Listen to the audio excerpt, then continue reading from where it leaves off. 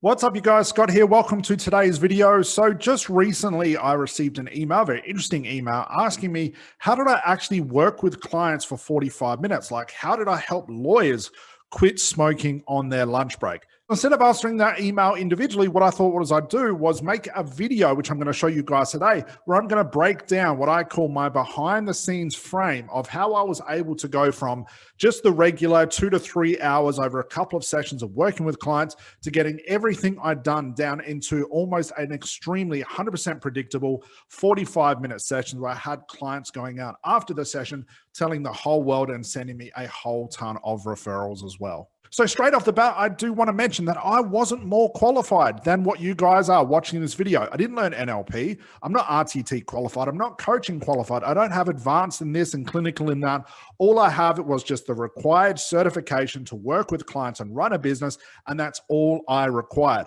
So how was it that I was able to charge $1,500 when all my competition was charging $100, $200, and being able to build up a business to the extent where I had close to a 4-month waiting list where my prices were 10, 20, even 50 times higher than my competition without having any more qualifications or any more certifications than what you guys have? Well, in this video, I'm going to break down the entire frame. So let's go.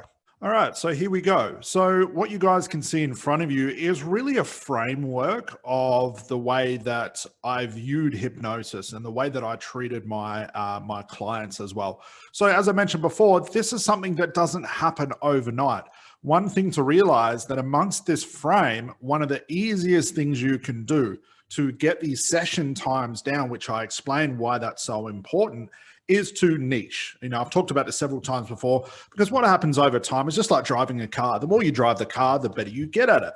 It's the same thing with hypnosis. Once you start treating the same type of client for the same type of problem over and over again, you know, something natural happens where we start to get really good at solving that one problem. So amongst everything you take away from this video, and I'll try and keep this as short as possible, but still explain it the best way I can, is to niche. So that's the first point I want you guys to take away. So here is the frame. I've got frame 1, 2, 3, 4, and 5. So this is the way, like I said, that all of my hypnosis session and basically my entire business, and still to this day, how I treat my business now, the frame that I run my business through. So let's look over here first. So we've got an image of scissors, and what this really represents is what I call trimming the fat.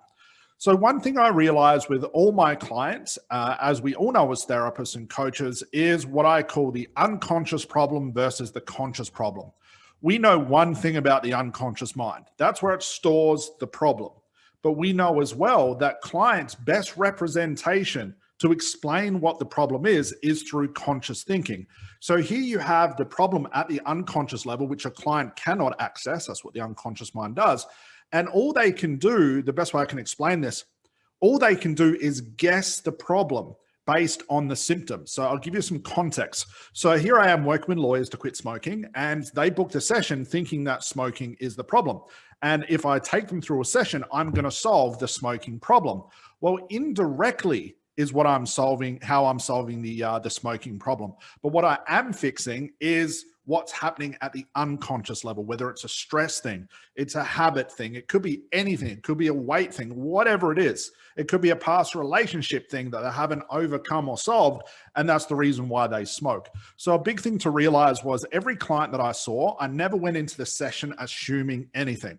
So I didn't read scripts. I didn't really use any sort of techniques. As I mentioned before, I'm not NLP qualified. I'm not coaching qualified. I'm not RTT qualified. You guys watching this probably have more certifications than I ever had, but I realized this, and this changed my entire outlook on hypnosis and working with clients, is my client's going to come in telling me the symptoms, the conscious problem. If I solve the conscious problem, the unconscious thing is still going to remain. So my job with hypnosis was to get rid of the conscious thinking and stop that from being overloaded and my client basically talking and guessing as to what their problem was, get them into some sort of trance and allow the unconscious process to come out. So at the same time, I was never bigger. I never used things like deepening. I never used like suggestibility tests. I never went into the problem itself or the client itself assuming anything. And I'll talk about in a moment how I started every single session. And again, this is a great way to think as well. So unconscious problem versus the conscious problem. We know that the client's going to give us their best guess as to what their problem is, but we know we have to solve the unconscious problem instead. So every session I went into, knowing that client has already done a strategy call with me, done a survey, paid the session, which is actually part of the next frame here, I start off every session with what's the problem? And this is how the conversation would go. Client sits down, I'd say, what's the problem? They say, well, I want to quit smoking. And then what I would do was I'd investigate that problem. I might say something like, well, what's the problem with smoking? And then they'd say something like this, well, and bang, I'd start the process. And what I would start to tease out is the unconscious information, which I had to grab onto and pay attention to at the same time of ignoring what happened consciously. Now, that's an advanced technique all in itself, but my point here is never go into the session assuming anything, because if I went into the session with a technique in mind or a strategy or even a script in mind, what am I going to do? I'm going to solve the conscious problem. And that's the reason why I think, in my own opinion, why a lot of therapists and coaches take so long to help their clients, because they're fixing the conscious problem instead of the unconscious problem. Okay. Now we could talk about this process all day, but hopefully you get my point there.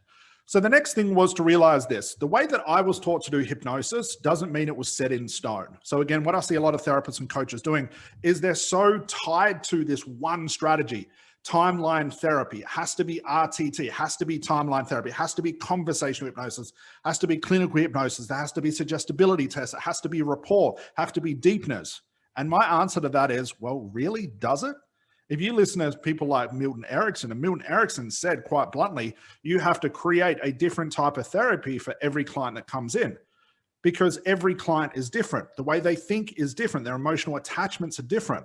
So what I started to do was I realized, okay, I've been trained in hypnosis, but how can I make what I've learned happen quicker? So what I started to do was I started to look at the length of my session. As an example, it took 2 hours. Then what I wanted to do was I wanted to start to isolate certain parts of the session and say, okay, is this thing really necessary?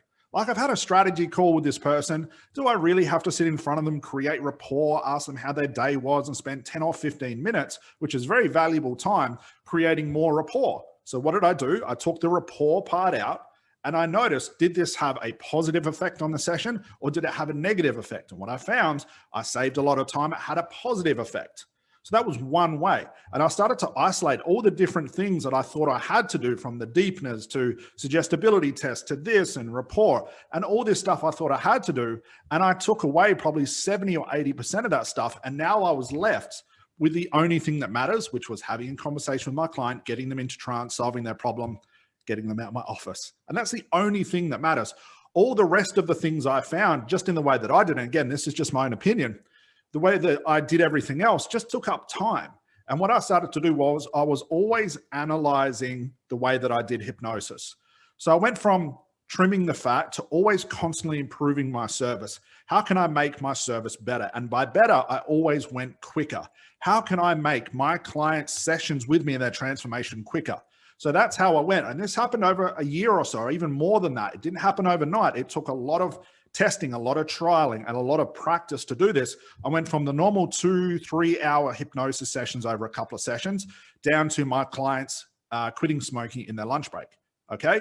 And that's how that started to happen. That's how word got around about my service and my session, because I was doing it in a quarter of the time that all my competition was. So again, I was getting all of those clients. So this is a big one.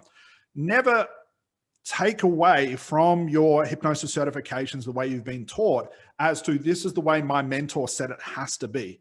Sure, they've taught you a frame, they've taught you a technique, but it doesn't mean you're attached to that. You should be always trying to quicken the service, improve the speed of your session, because clients want their life back quicker. Clients don't want to be sitting in front of you for hours at a time. So if you can make your sessions quicker, you can actually charge more money for that because your results happen quicker.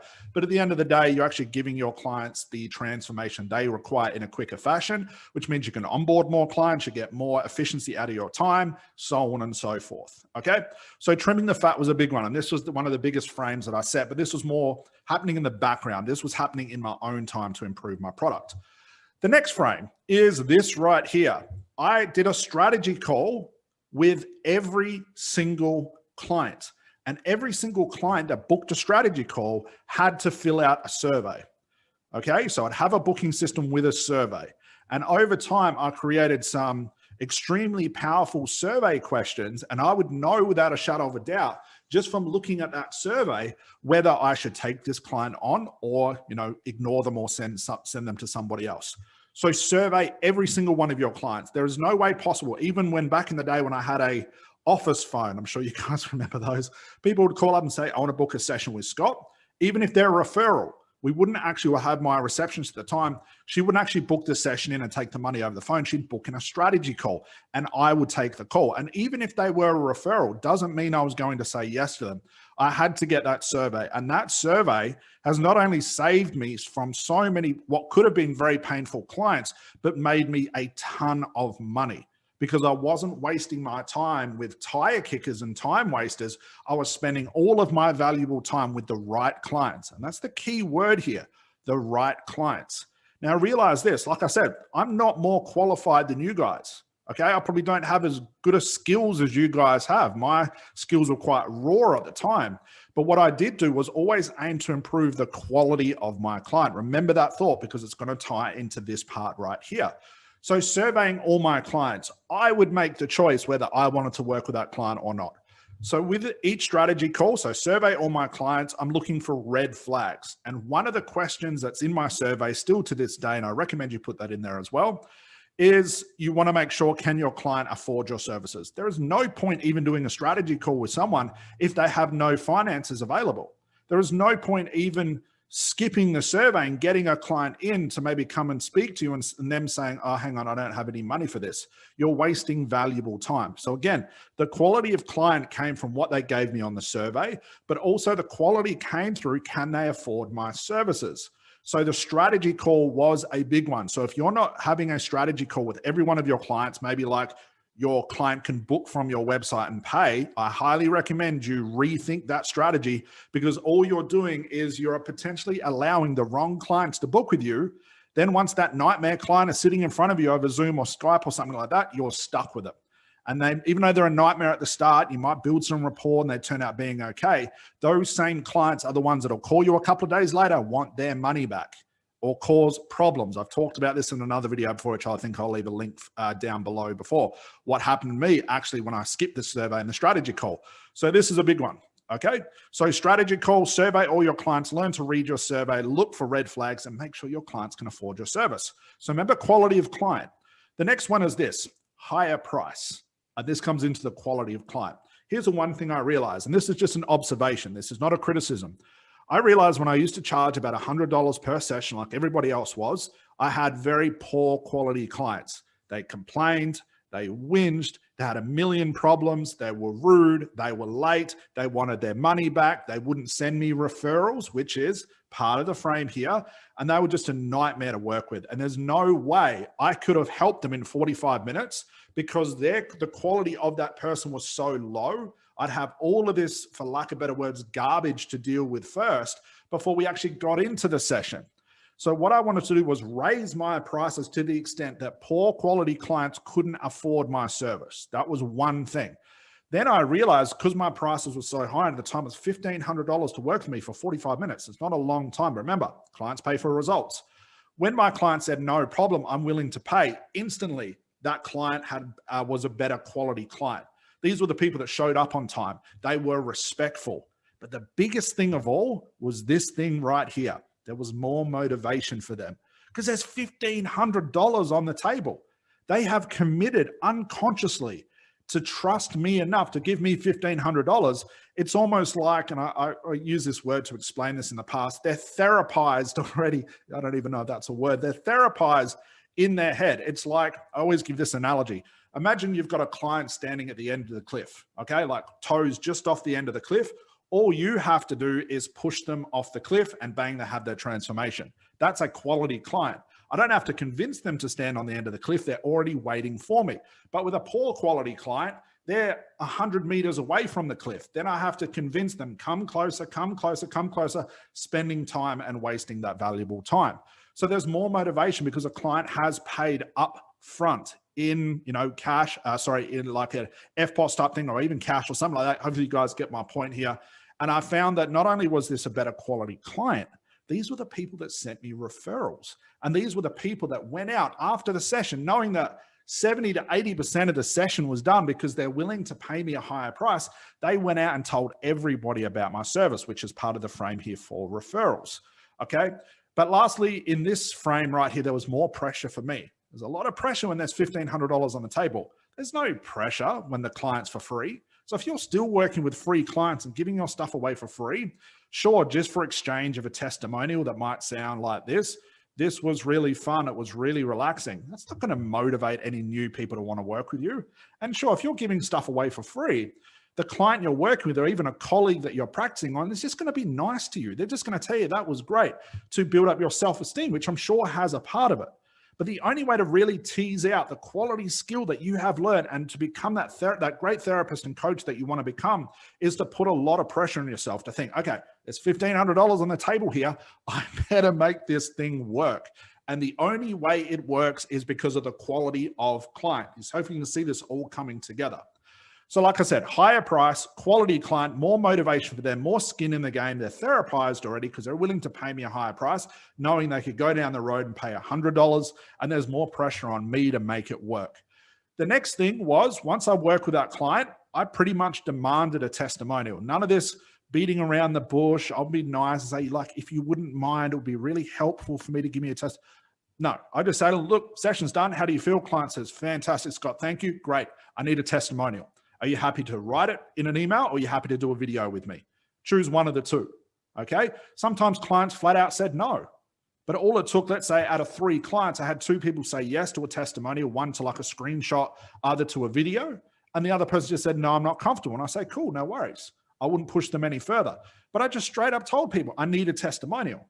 You can understand how my business works. Can you give me a testimonial? Big thing. Okay, so testimonial was a big thing because I wanted to use that as part of my marketing because by far, testimonials are the biggest marketing tool you can have, bar none, okay?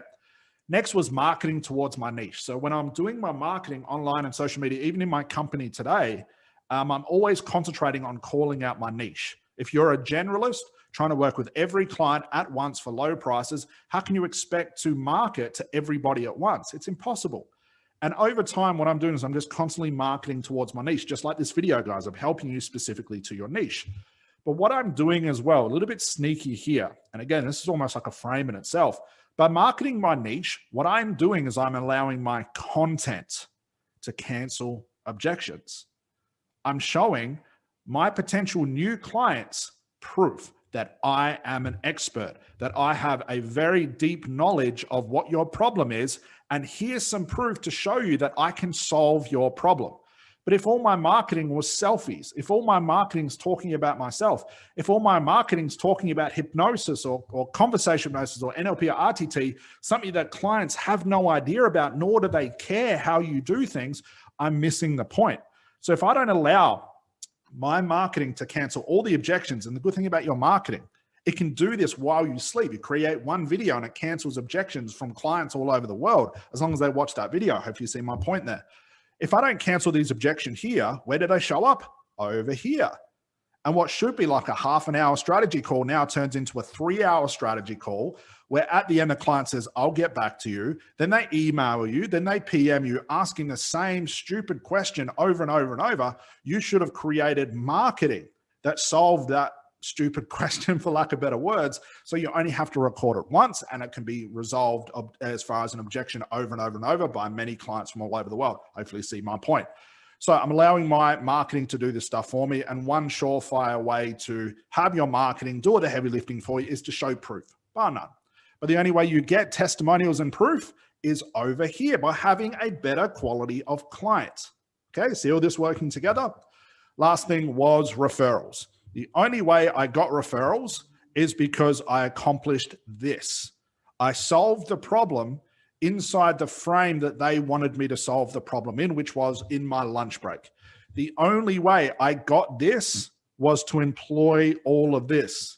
The only way I got referrals was always improving my service, taking things out that were wasting time, learning new things, improving my skill to become a better therapist at the time. So you can see how this all works together. You don't just get here for, overnight or just because. You want to employ all of these frames because they all are interchangeable. It's like a machine. If the machine is broken because one part of this is flawed or is not working as efficiently as the rest, the whole machine is broken. So you can see all of this happens behind the scenes. I'm setting every session up and basically my entire business to be controlled by all of these frames. So realizing, let me just recap really, really quickly. You want to start to trim the fat off your sessions, make your service quicker. You want to survey and do a strategy call with all your clients and start looking for red flags. Increase the price. You will increase the quality of clients. You will funnel away all the tire kickers and time wasters, and you'll put a lot of great pressure on yourself to make sure the session works. Then once the session has worked, demand a testimonial. Tell your clients, I need this. You could even go to the extent of putting in your contract and say, look, I'll give you $100 off if you give me a testimonial.